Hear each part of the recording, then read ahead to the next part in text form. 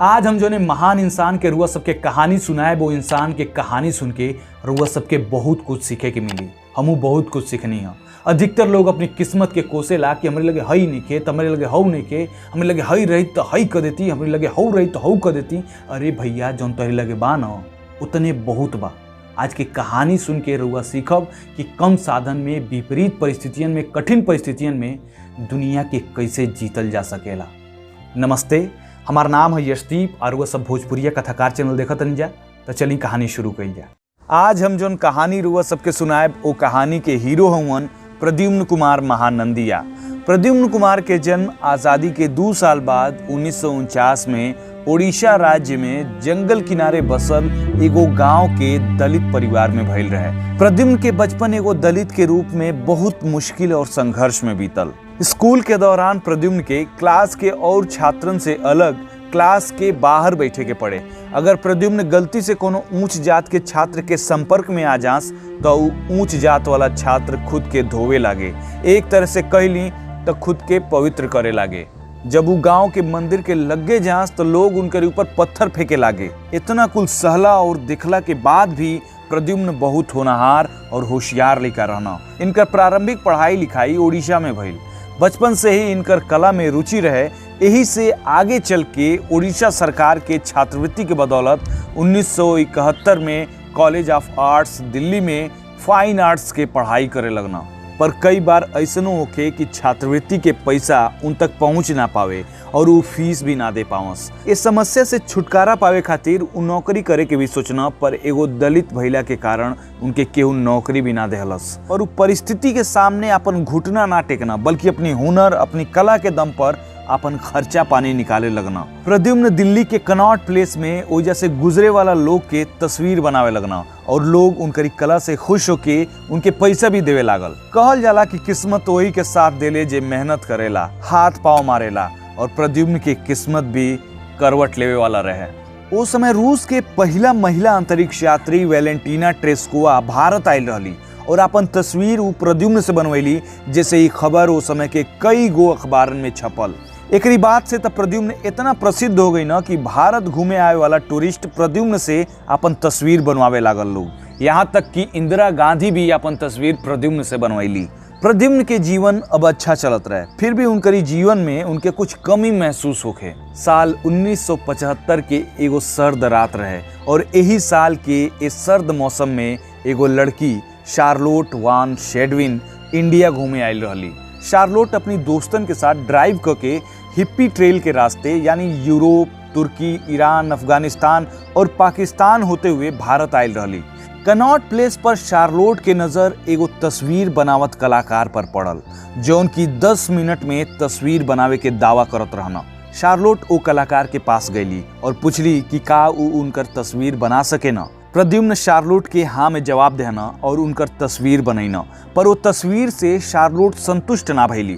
तब प्रद्युम्न उनके अगले दिन आवे के अनुरोध कईना। प्रद्युम्न कई गो बढ़न बढ़न हस्तियन के तस्वीर बनैले रहना, पर इतना ना घबराइल रहना जितना शार्लोट के तस्वीर बनैला में घबराइल रहना। उ जब से शार्लोट के देखले रहना, तब्बे से उनकरी दिमाग में उनकरी माई के बतावल एगो भविष्यवाणी घूमे लागल रहे। वो भविष्यवाणी के अनुसार उनकर पत्नी कोनो और देश के हुईन और उनकर राशि वृषभ राशि हुई और वो एगो जंगल के मालिक हुईन और साथ में संगीतकार हुईन, खास कर बांसुरी बजाए वाली। शार्लोट दूसरे दिन भी प्रद्युम्न के पास अइली। प्रद्युम्न ओहू दिन उनकर तस्वीर बनैना, पर शार्लोट के ऊ तस्वीर भी बेहतर ना लागल। प्रद्युम्न के ई महसूस हो गई रहे कि ई लड़की उनकरी खातिर कुछ खास बाड़ी, काहे कि प्रद्युम्न के आज तक केहू खातिर ऐसा महसूस ना भइल रहे। प्रद्युम्न बड़ी हिम्मत करके शार्लोट से पूछना कि का उनकर राशि वृषभ है। शार्लोट कहली हाँ वृषभ राशि है। प्रद्युम्न फिर पूछना कि का तू बांसुरी बजावे लू। शार्लोट कहली हाँ बांसुरी बजावे नी, गिटार भी बजावे नी और उनके संगीत बहुत अच्छा लगेला। प्रद्युम्न घबराते हुए फिर पूछना कि का तोहरी लगे कोनो जंगल बा। शार्लोट कहली हाँ जंगल भी बा। एकरी बात तब प्रद्युम्न के लाग गईल कि उनकरी बारे में जौन भविष्यवाणी भइल है वो एकदम सच रहे। फिर डेरात डेरात प्रद्युम्न शार्लोट के चाय पर बोलैना और शार्लोट मान भी गईली। एकरी बात तब दोनों जानी के मिलला और बातचीत के सिलसिला शुरू हो गई। दोनों जानी में प्यार भइल और फिर आदिवासी परंपरा से शादी भी हो गई। अब तक कहानी में सब कुछ कितना आसानी से हो गई ना।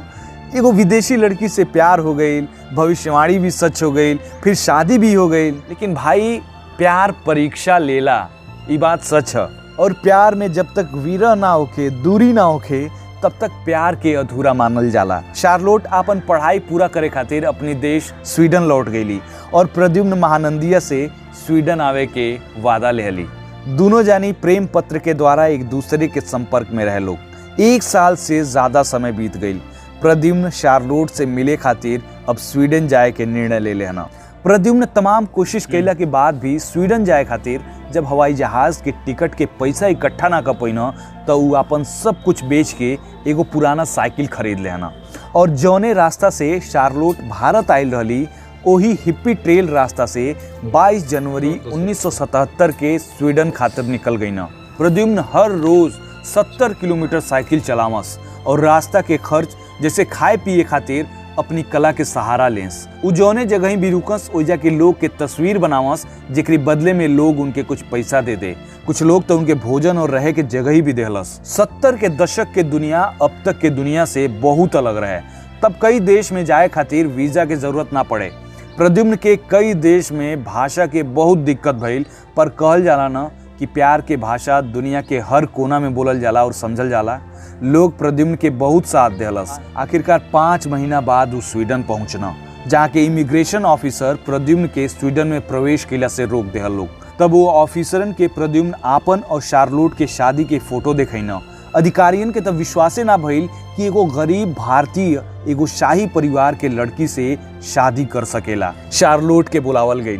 शार्लोट अली और दोनों जानी एक बार फिर मिलल लोग, फिर कब्बो अलग ना होके खातिर थे।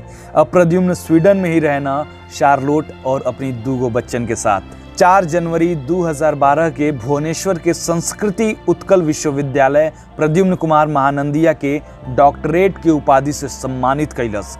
डॉक्टर प्रद्युम्न कुमार महानंदिया स्वीडन में एगो कलाकार के रूप में मशहूर हवन और स्वीडन सरकार के कला और संस्कृति के सलाहकार के रूप में काम करेना। इनकरी तस्वीरन के दुनिया के कई बड़हन शहरन में प्रदर्शित भी कल गई बा और प्रतिष्ठित यूनिसेफ ग्रीटिंग कार्ड पर जगह भी मिलल बा।